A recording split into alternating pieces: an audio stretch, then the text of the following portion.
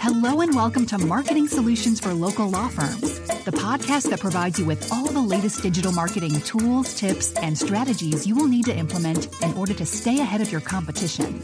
If you are looking to substantially increase your caseload in the next 6 months, this is the podcast for you. And now, here's the host of our show, the local business guy himself, Frank Deming. Hello, everyone. This is Frank Deming, the local business guy. Welcome to another episode of Marketing Solutions for Local Law Firms. Happy Wednesday. Happy hump day, everyone. I hope you guys are having a rockin' week thus far. Today, I have the privilege of talking to one of the most impressive technical minds in the East Coast. And, without further ado, I'm just going to bring her on because, I'm sure you're going to be as impressed with her as I was when I first met her. And of course, I'm talking about the great Sam Torres. How's it going, Sam? Hey, it's great. Thank you for that intro. I appreciate it. Hey, it's well-deserved. So, we were talking a little bit earlier before hitting record. So why don't you introduce yourself? Who are you and what do you do? Sure. So yes, I am Sam Torres. I'm the Chief Digital Officer of Grey Dot Company, and we are an agency that specializes in technical and strategic SEO, but we also do a lot of fun stuff in data and kind of digital marketing research. And then we also, we actually are a full service agency, but SEO and data are really our loves and where we like to spend the most time. Prior to being in marketing, which I've been doing for about 13 years, I was a front-end developer. So that's why we do a lot more of the technical, really nerdy things that make most people go cross-eyed or they don't like the work. That's the kind of stuff that we love. So it's interesting. A lot of, I've interviewed a ton of SEOs. What was that? There's a lot of us. That's fair. Yeah. Now, no one has ever coupled it with data. So I noticed you said we focus on SEO and data. Can you expand on what you mean by focus on SEO and data? Sure.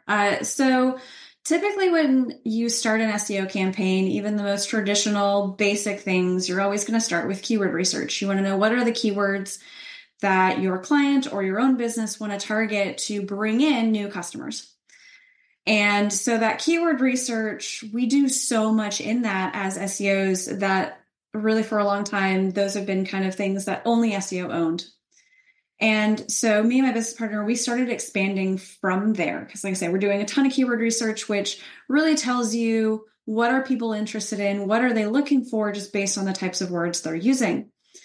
Well, then we started educating and trying to inform more with other data sources. So whether it's pulling what's trending on YouTube, what's trending on TikTok, what are the questions that people have on Reddit, and are they getting the right kinds of answers or are they getting answers at all?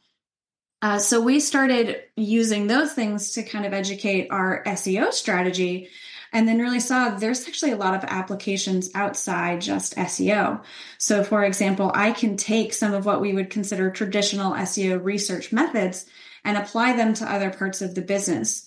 So things like informing your product roadmap. What are the features that users are looking for the most? There's a lot of times where the SEO or the marketing team, if they're sitting under marketing, has done that research and knows what types of keywords are important, but it hasn't been communicated across the aisle to the product team or the customer service team. So that's really what we're trying to do is take, like I say, just kind of those things that you already do for SEO to come up with that ideal strategy of what should you be targeting and applying to other places. And then, we also just have fun because we'll tap into the APIs of other platforms. There's just so much data out there available to us for free of how users are interacting online and what they're looking for. The applications are pretty endless. And then also with that, there's also a ton of data that companies are usually sitting on top of within their own data. So whether it's your own CRM or even just your website usage data, there might be things in there that we can really use to help like I say, inform what should you be doing, what topics should you be focusing on in a content strategy. What are the features your customers are looking for? Where are your customers located that maybe you need to think about either having a physical presence there for customer service or expanding that customer service center? Yeah, there's just a lot of data that comes into play to SEO. We do a lot of reporting, and that's something that we've decided to dig in even further.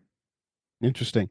That's very, very interesting. Let me ask you this question about, because you mentioned several times keyword research, because that's my understanding, I'm not an expert, but my understanding, the foundation of a good SEO campaign is your keyword research. Am I mistaken there?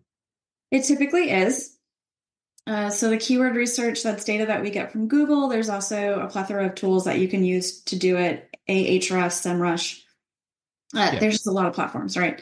So you can see what are the terms that people are using more often, what kind of leads them. And then from there, you'd want to start looking a little bit deeper, more than just what words are popular, what's already ranking.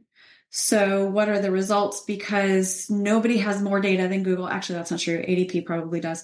But Google has so much information and so much data that if you look at what's already ranking, chances are well, maybe not lately. We can talk about that. But chances are that's the type of answers, that's the type of content that users are looking for because they have all that engagement data where someone's question got answered. Mm-hmm. So really just trying to match the expectations of keywords to what is your answer, things like that. That's where the keyword research is the foundational. Because there are a lot of times where we've seen companies might talk about themselves or their services in a way that makes sense to them, but it doesn't translate to their users, to their customers who maybe aren't as educated. So we see this all the time, especially with like professional services that are B2C, because you're working with, someone who just a layperson who doesn't understand that world or doesn't have the expertise. That's exactly why they're coming to you. So really using that information to help answer their questions and talk the same language that they are, even though as someone in the industry, it's not necessarily how you would talk. Right. Got it. Now we've talked a little bit about this already, but I should have started this by saying what the topic of this interview is basically the impact of digital analytics is what we're going into. Let me ask you this question, because there's a ton of analytics out there. And I'm sure you use it to help improve a campaign for a client or whatever. But like, what are tools? I'm sure, Google Analytics is one of them, but what are tools that you can recommend someone who's listening to this call and say they want to know, is my campaign working or not? What are some tools you could recommend that can help them decipher that? Yeah. So what's funny, because you already called it out, like you're sure Google Analytics would be one of the things mentioned. So that definitely used to be the golden standard. Now that it's GA4, which they have forced everyone to go on, I'm going to say for your average marketer, it's not the right tool. It is a very complex, convoluted tool. It's very powerful, but the onboarding is, it's deep. So some of the other tools, it's not. Yeah, even as someone who lives in analytics. So wait, hang on. I gotta laugh about this one. So an analytic lover is saying that the GA4 is complicated. I love this because I agree it is complicated, but I'm not an analytics lover. So hearing it from you is making me a little happy. I got to tell you. Yeah, it's like I say, it's super powerful, but you have to configure almost everything about it. So what I do like about GA4 is that you have to go in with that plan and you have to think about what am I going to measure. And I think that's a whole nother soapbox I could go into. If I think a lot of people get distracted by metrics that don't actually matter. And that was something that happened a lot with Google Analytics Universal, the version before this, is that there was just so much data already coming out of the box for you that it was really easy to get distracted and just kind of like squirrel at different moments. So that is one nice thing about GA4 is you have to really think about it and approach it and then set it all up. So there's no fluff of data. However, it also takes like 7 clicks to get to a report that used to take us only 2 clicks. And I ain't got time for all that. So yeah, GA4, also they forced us all on it, and it's not even like out of beta yet. There's a lot of features that they don't have yet. I'm like, so all of that being said, some other great tools that are really handy, Matomo, Plausible. Matomo is also something I would recommend for anybody who has compliance or needs to be worried about privacy of data. Matomo actually offers a server on-premise model or version so that you own all the data. Because that also is another thing that has been kind of problematic about the Google Analytics ecosystem is that Google actually owns all that data. You don't. So for anybody who has compliance, if you are a company who's operating in the EU or you have clients in the EU, that can be something that could be problematic. Now, Google has gone and tried to do things to make that better for, obviously, they have a ton of business in the EU. But just where the data is stored, who actually owns it, I think we're going to keep seeing those conversations keep coming up again and again as privacy and really just how much data is available continues to become center stage with litigation. Right. Okay. Interesting. So I'm really intrigued about your answer about Google Analytics. I'm so happy to hear someone else say that. I kind of like the old one better, but this one is, as you alluded to, they buried a couple of things that you have to kind of dig to look for it, whereas everything was right there in front of you before. But it's more comprehensive, I think, once you set it up than the other one. That's a big one. Yes. It's very, you can literally trace this person when they got to you and when they actually picked up the phone and call and all that stuff. But whereas before you couldn't do that. But I'm glad that you mentioned those other tools because, I'm sure people want to know, like what other options do I have other than this big behemoth? Yeah, there are a ton of options. Also, depending on your CRM or how your website is built, might have it. So like if you're using HubSpot, it comes with its own suite of analytics. If you're using Salesforce, especially the Salesforce site builder, you have all those analytics. So there's, really just see what technology you already have. There might already be analytics suites included.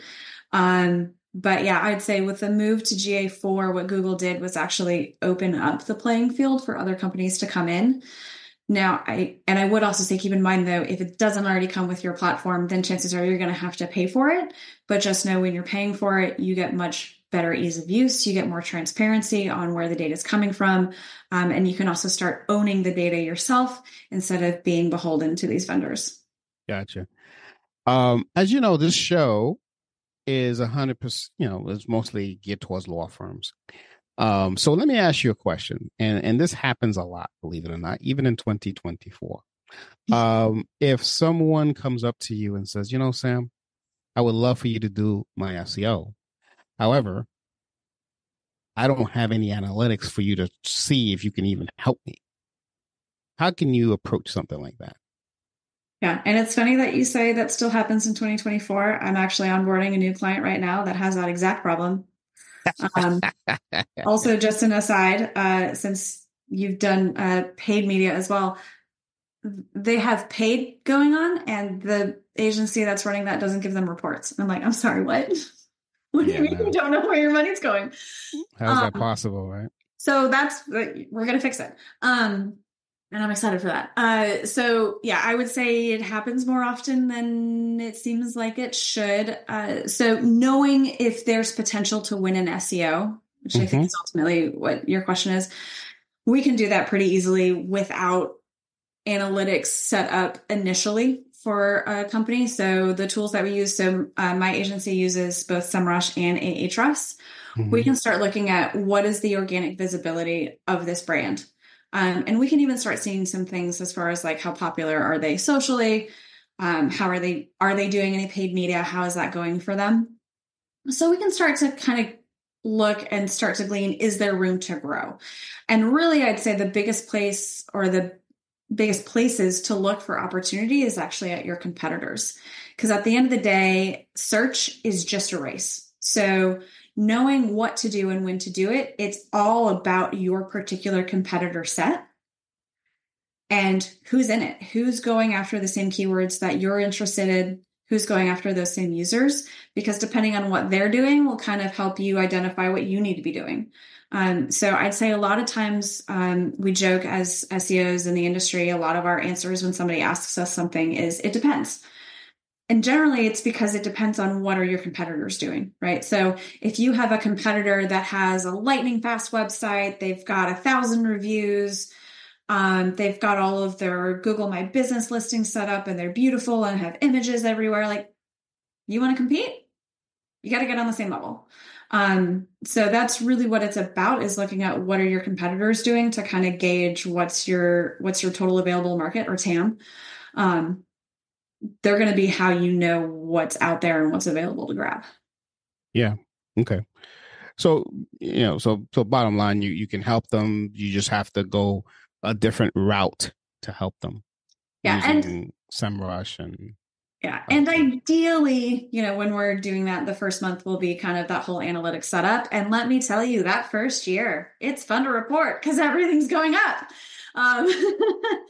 So definitely had those circumstances before. And then, so, if you are in that circumstance, just know that for the first really 6 to 9 months, because SEO takes time, it's slow. It's not an overnight thing. In fact, the only thing I can do overnight is tank a website.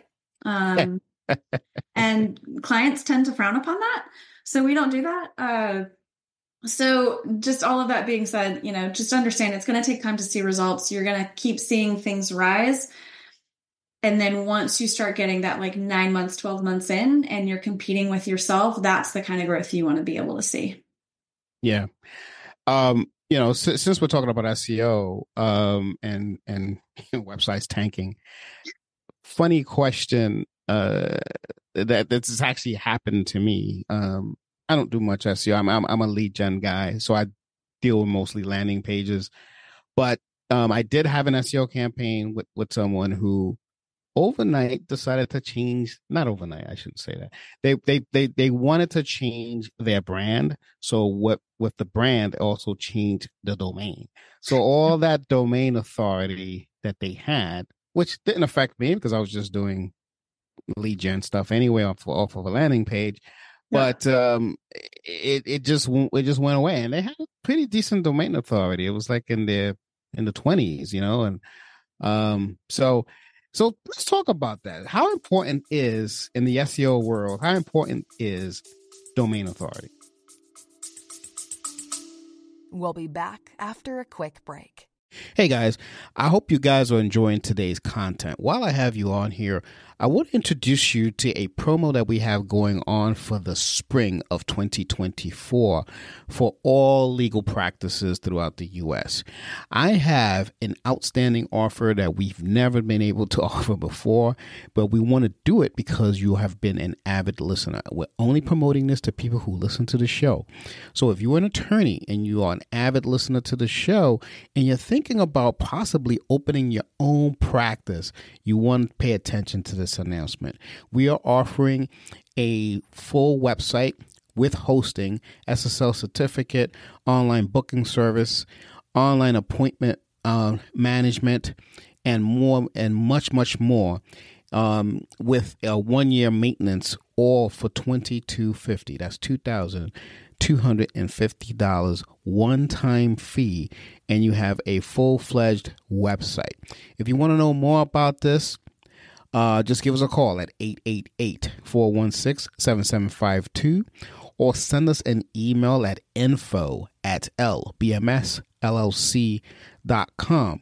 Just make sure that you mentioned that you heard it on the show, and we'll definitely get you that discount. So with that, I'm going to bring you back to the content.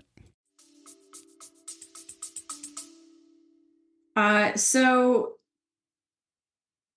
short story, it's very important. Mm-hmm. Now, how that's calculated depends on what tool you're looking at. Mm-hmm. And then also, I would say keep in mind when any of the tools that you're looking at, it's a logarithmic number. So the climb from 20 to 30 is much easier than the climb to 40 to 50.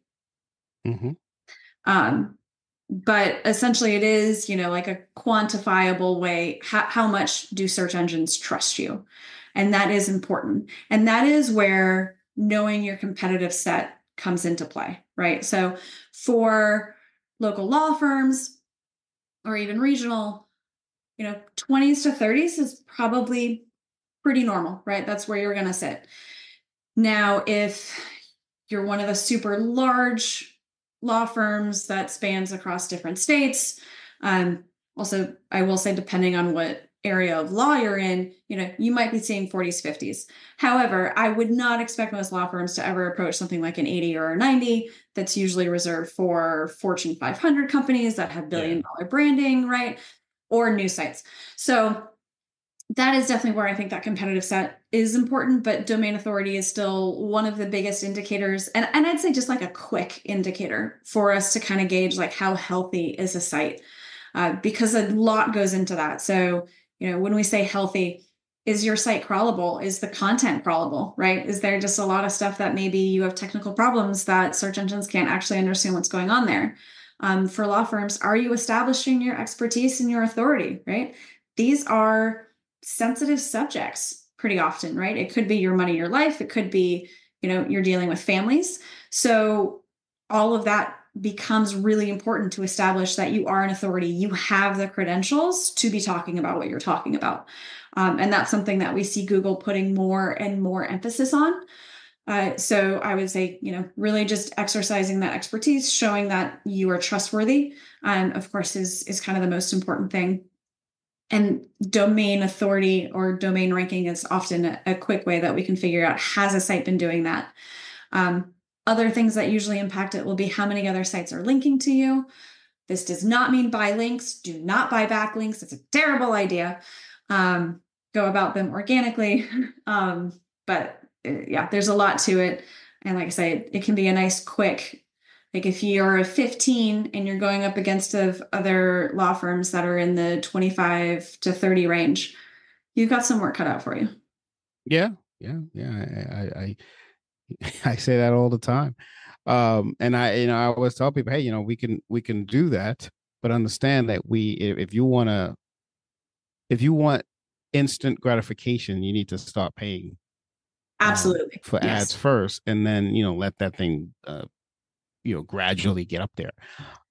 Have you seen, and since you work in both worlds, the lead gen world and the SEO world, have you seen ever where most leads, coming from SEO versus from lead gen, or is lead gen always tops? So for me, historically, SEO is always the highest ROI.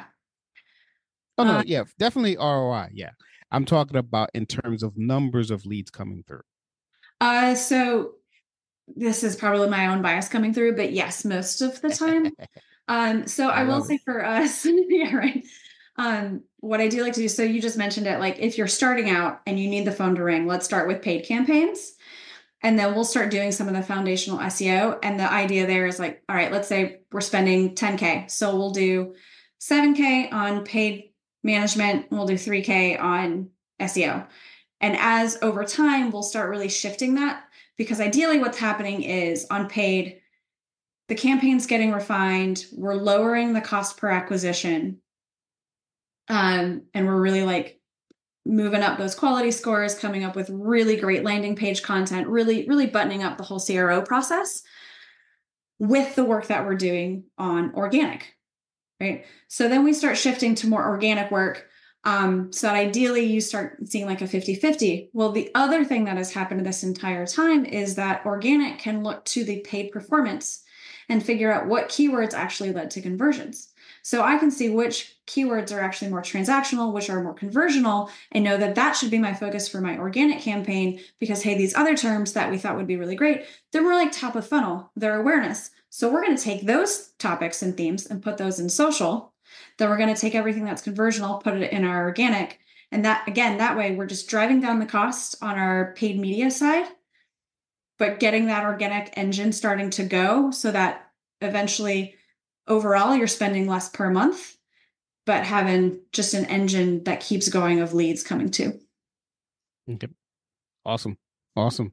Love it. Love it. Love it. Yeah. But then again, I'm not an SEO expert, but I have never seen where an SEO brought in more leads than the paid, uh, in any scenario, even when I do it parallelly. But, again, All right, I'm looking at let's data. work on a campaign together. Come on. I'm ready. Let's go. Let's do it. Let's do it. I love the competitive nature. Well, All also, I right. mean, if you can get more leads than me, then that's still a win for the client. So let's do it. It's a win-win for the client, of course. Yeah. 100%.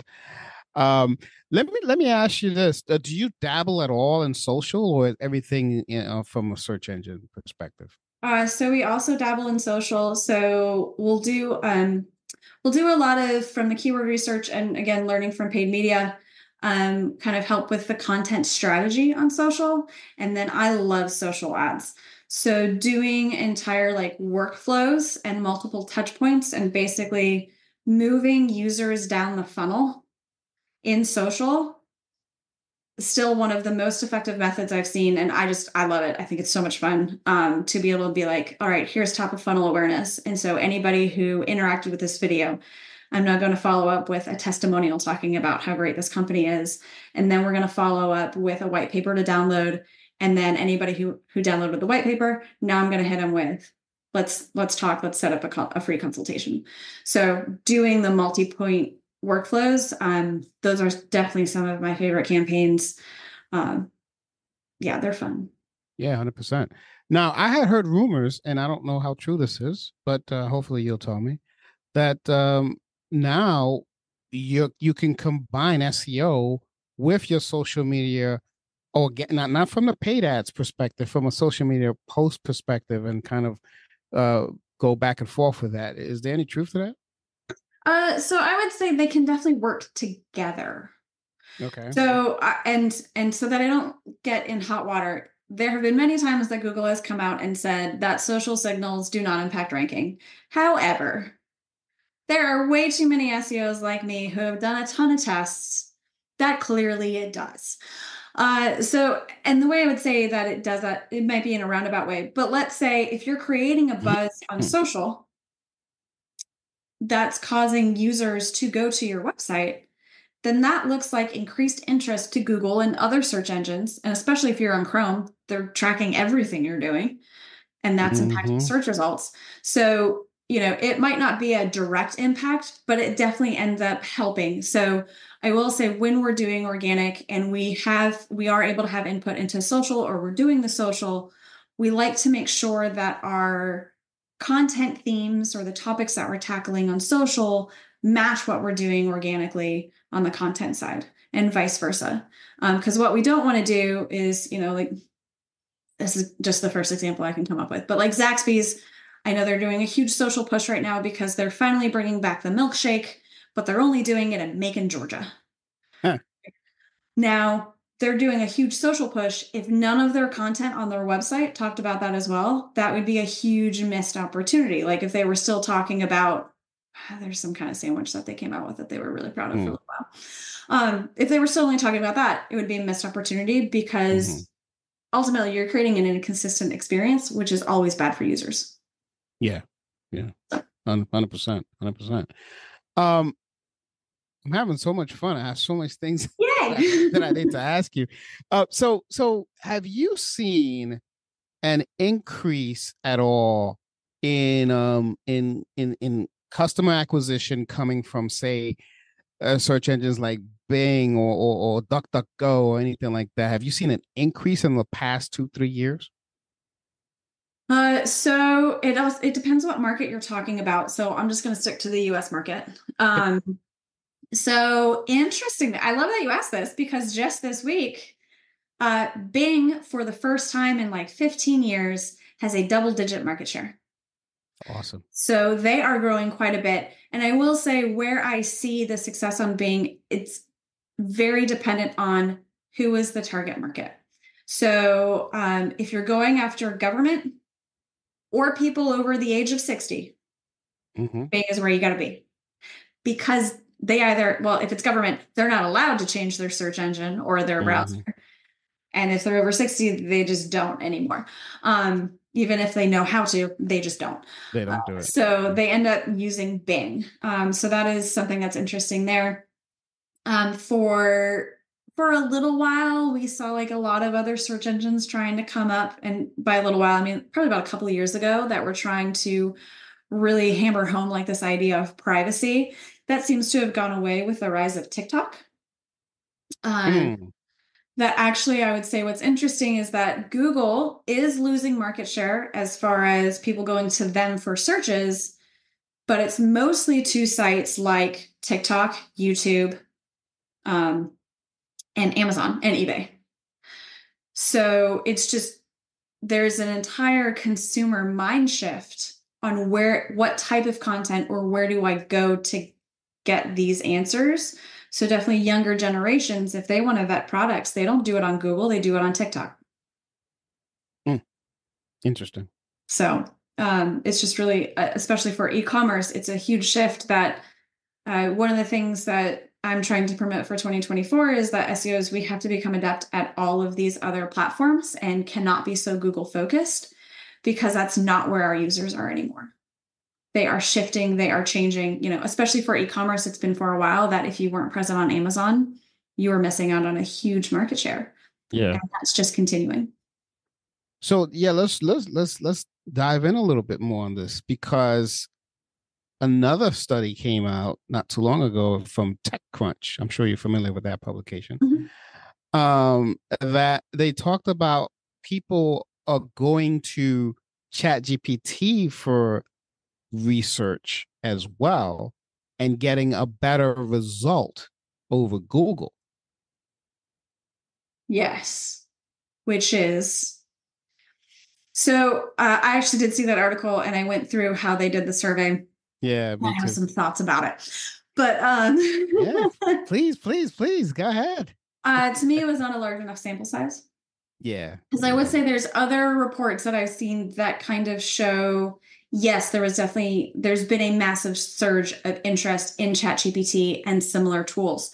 However, when they first became publicly available, that was November of 2022, right? Just huge amounts of user base. They kept giving wrong answers. Yep.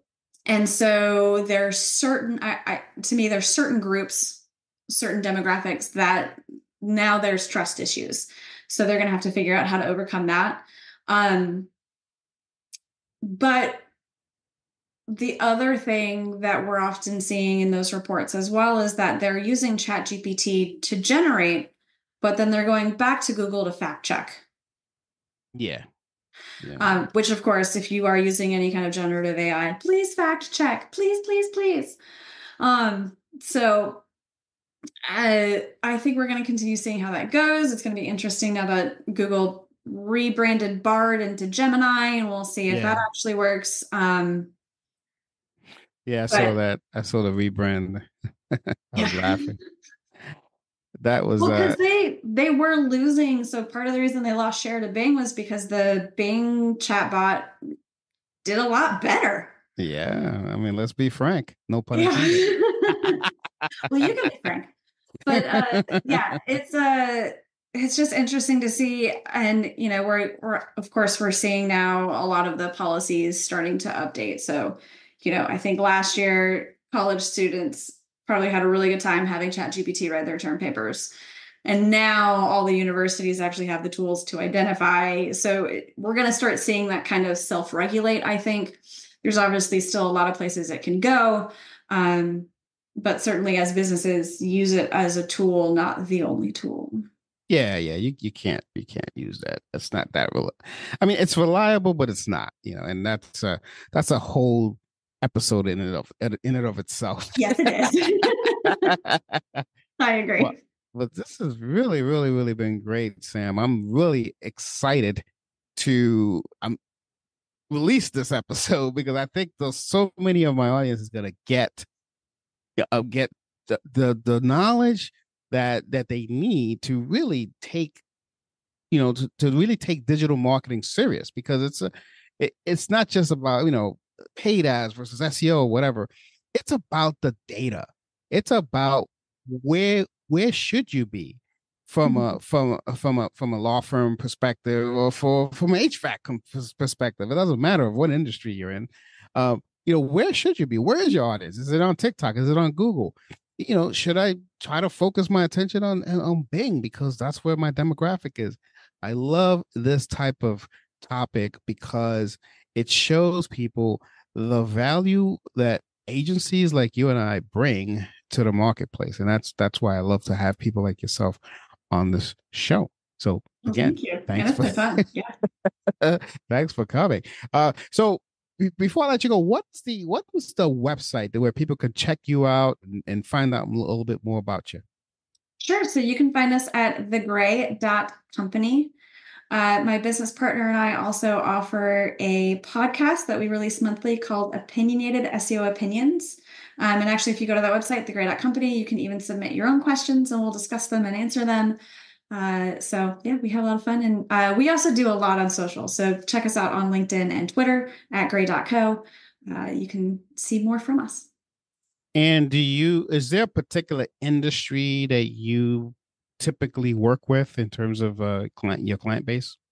We work a lot with tech, especially like startup SaaS tech, and then a lot of regulated industries. So if you're dealing with compliance or if you have to worry about privacy, things like that. So we do a lot of fintech, health tech, just a lot of legal tech, government agencies, things like that. That's so fitting, given all the information you just just supplied us with. All right. I mean, is there anything I did not ask you that you think that would benefit the audience before I let you go? No, just know that if your SEO isn't competing with your paid, you should take a look at maybe getting somebody else for SEO. That is true. It's true. If it's not competing with your paid, I mean, you should have SEO. I'm with all kindness. I'm an advocate of SEO. I just like to do lead gen because I deal with a lot of people who need leads today. And I will say both are needed, right? And I think there's a lot to be said, especially if you're going after a more premium client or if your sales funnel is a little bit longer. Frankly, you need both of them to work together. Because they can benefit from each other quite a bit. Oh, 1,000%. I agree. Well, awesome. This has been great. Thanks again for coming. This has been one of my favorite episodes in 2024. I can tell you, because I love geeking out. I used to be a programmer back in the day. Didn't share. Ooh, what did you program in? I'm going to show my age here, but I programmed in Fortran and COBOL. COBOL, I haven't heard that in a long time. Okay. All right. As I said, I'm showing my age, but that was back when I graduated from my undergrad in New York City. But anyway, without further ado, I'm going to put an end to this episode. I'm really, really hope that you guys got a lot out of it, as I did. This has been Frank Deming, the local business guy, and you've just been blessed by the great Sam Torres. Take care, everyone. Until next week. Thanks for listening to another episode of Marketing Solutions for Local Law Firms, the podcast that provides you with all the latest digital marketing tools, tips, and strategies you will need to implement in order to stay ahead of your competition. If you would like to know more about the topic we discussed on the show today, reach out to Frank and his team at 888-416-7752 and schedule a discovery call with one of the marketing consultants. If you'd like to be a guest on our show, send an email to podcast@lbmsllc.com and we will put you on the schedule.